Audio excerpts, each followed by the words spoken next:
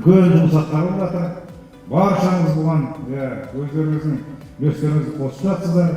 Рахмет айтамыз. Мынау жылдың қорытындысы жақсы. Сондықтан қуанышпен сіздерді осы мерекемен құттықтаймын.